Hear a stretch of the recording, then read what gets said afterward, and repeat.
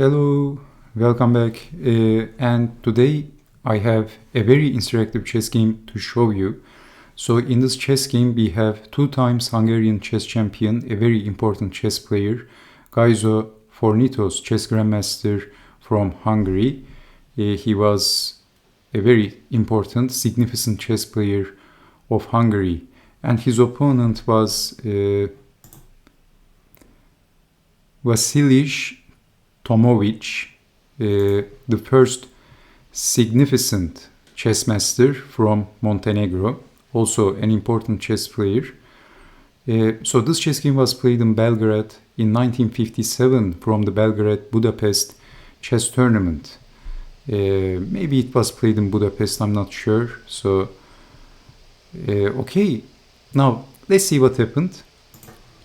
Gyozo Forintos starts the game with knight to f3, and this is known as the Reti opening, but we have the King's Indian attack formation by white. And a small note, actually Bobby Fischer played this opening many times in his early years in his chess career, so also an interesting note. And Bobby Fischer's famous game against Liam Suren, Myanmar Suren, was a King's Indian attack chess game when he played with the white pieces against Myanmar Suren, which is one of my favorite chess games of Bobby Fischer. Probably you know that game, when Fischer sacrificed his queen and checkmated his opponent by force, although his Mongolian opponent resigned, Liam Suren, Myanmar Suren resigned. Anyway, a small side note. And when we see this setup in the opposite side of the chessboard, that's of course King's Indian defense. But the game is actually transposing to the English opening. By the way, after pushing this pawn, if capturing, then queen to a4 check, and white can reclaim the pawn.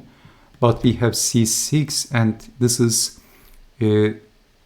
position is transposing to the English opening, Caro-Kann defense. C takes on d5, c takes on d5, and then activating the queen. So queen to b3 and attacking on b7. So defending the pawn, and then knight is getting in and attacking the d pawn. So defending e6 and then d3. Normal moves so far. So white is liberating his bishop, opening the diagonal. So both players has flexible positions. Knight to c6, bishop to f4, bishop to b4, and then lining the rook with the queen. So castling by both sides, and then queen to d7, and knight to e5, and this knight is looking very annoying. So capturing the knight, and then bishop takes on e5, defending the bishop. Okay, black didn't want to give the bishop heir to white, and now in this position already white actually has a very good position. Maybe capturing the knight and damaging the pawn structure comes to mind, which is not a bad move, but white is playing very good positional chess.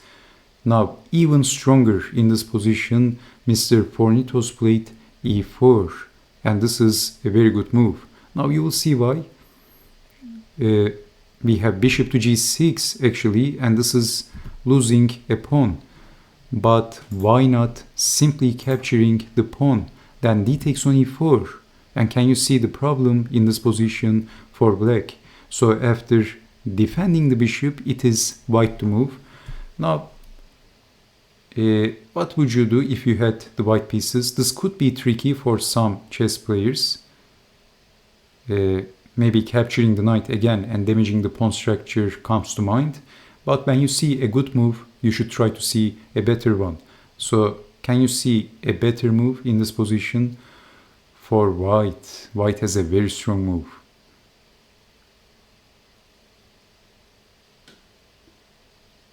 Not so obvious, but if you find rook from f to d1, this move is actually a killer move.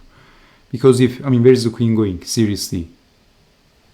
If lining the queen with the rook, if queen to c8, then knight to d5, that's a discovery attack to the queen, threatening knight to e7 as well, and attacking the queen, and there is big pressure on f6, and this position is losing for black. So this is a very difficult position for black. I mean, if moving the queen to b8, then knight takes knight check and also winning the queen. So it looks like black is dead. And if queen to e8, can you see the next move for white? Then bishop to d6, and this is also winning. I mean, the rook is stuck. So you can see that this is actually e4 move is a deep and a very accurate move. So this is why Tomovic played bishop back. He sensed the danger, probably. And then e takes on d5. And we have knight to g4. Why not capturing the pawn? Well, actually, white is winning a pawn anyway. Rook to c5, attacking the bishop and also attacking the pawn. So if defending the bishop, then we can capture the pawn, and this is a winning position for white. So positionally, white is already better, and black felt that. He senses the danger, and then he played bishop to g6, e takes on d5, knight to g4, and white is a pawn up. So pushing the pawn and defending the d pawn, another very accurate move. Bishop to b6, and then knight to a4. So chasing the bishop, knight takes, and in between move, a very accurate move, capturing the bishop and damaging the pawn structure and then capturing the knight. So e takes on d5, but simply bishop takes on d5, and a very silly question would be something like, who is better in this position? Of course, white, 100%, most definitely white, because black's pawn structure has been damaged. White is a pawn up, and also white has space advantage in the center, so white is much better in this position. So rook attacks the bishop and simply defending the bishop, and then bishop to h5, attacking the rook, and another very accurate move, rook to d2 by Forintos, by the Hungarian chess grandmaster. And now it looks like the bishop is pinned, not just defending the rook, but keep defending the bishop against the threat. And at the same time, in this position, I think, if I'm not mistaken, e6 is going to be a very strong move and a very annoying move for black. So e6 is probably on the cards. So king to h8 and then queen to b4, not just unpinning the bishop, but also attacking the rook, threatening checkmate. So rook to e8, and why not rook to d8? And it looks like there is big pressure on this bishop. What would you do in this position if you had the white pieces? There is a very simple move. It could be tricky for some chess players, but watch out. Watch out for the back rank problem for black. Bishop takes on f7, exclamation point, a very good move. So you can capture the bishop, rook takes queen with the bishop, and if queen takes bishop, rook takes rook, and black has a back rank problem. And if capturing the rook, what happens then? Then we capture the queen, and after rook takes on d2, rook to c8, rook goes back, only defense, and then capturing the rook, checkmate. So tactics. Okay, so king to h8, and then queen to b4, attacking the rook and threatening checkmate. So rook over, and then another very cool move, bishop to c6.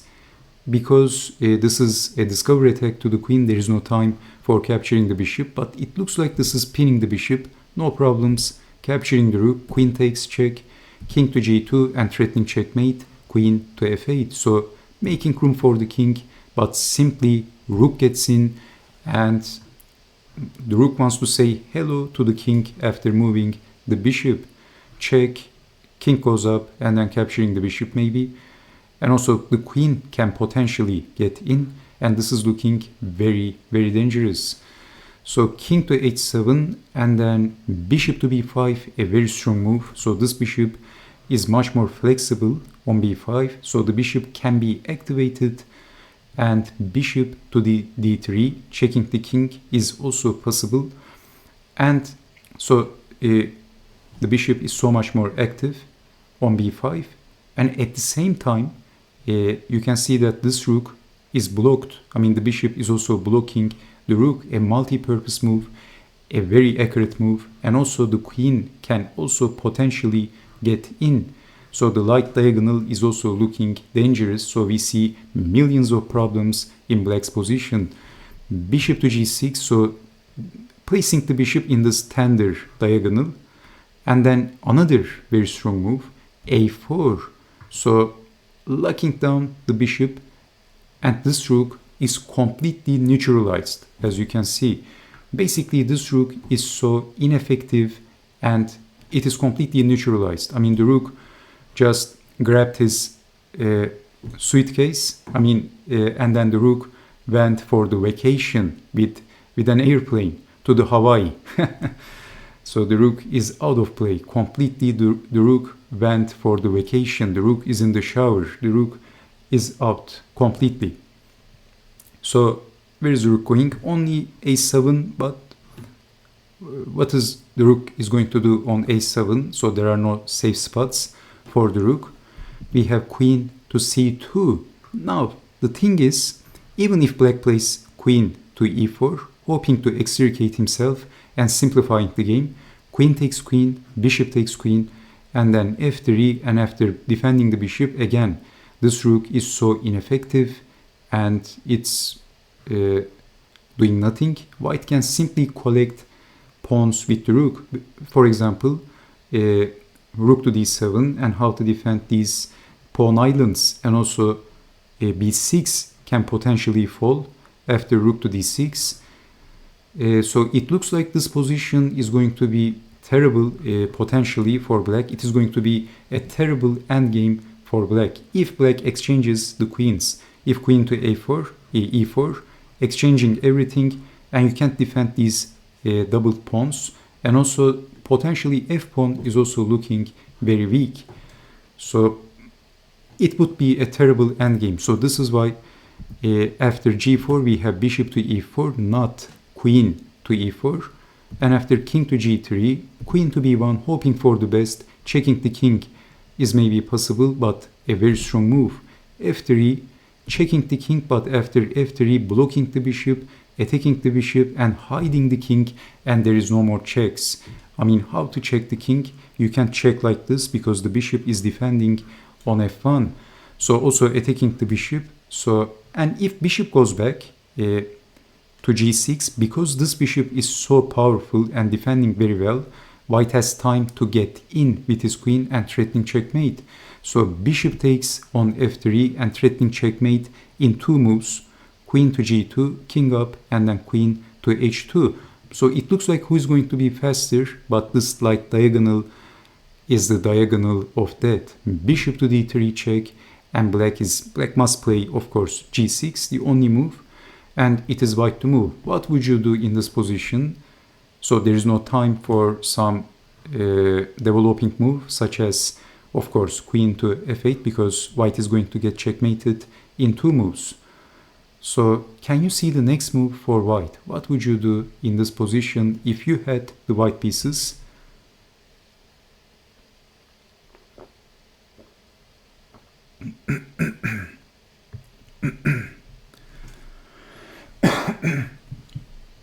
Okay, did you see the move?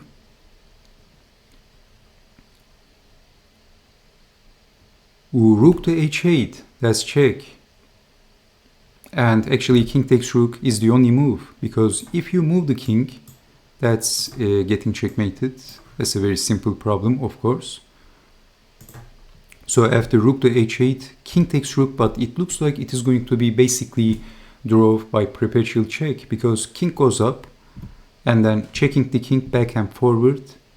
And at worst, it looks like white can get the draw with checking the king perpetually. But after king to h7, can you see what white can play here? It is white to move and win. Okay, so Gyozo Forintos played an incredible move, a very beautiful move. Not checking the king perpetually. His bishop is behaving like Superman. With his cape, the bishop is flying in on g6. Bishop takes on g6. Boom, a lightning strike with the bishop. Only move, king takes bishop, and there is checkmate in 1 move. queen to g8, checkmate. Simply fantastic because of these pawns, the pawn on g4 and because of the pawn on e5. There is no defense, there is no escape squares for the king. This is getting checkmated at move 40. So basically in this position, white has forced checkmate. So it's a pretty long combination, but it's simple. So did you see this move? Checking the king with the bishop, behaving like the Superman, flying in, bishop takes on g6. This is not a bird, this is not an airplane, this is bishop, this is Superman bishop. And then king takes on g6 and then queen to g8, checkmate.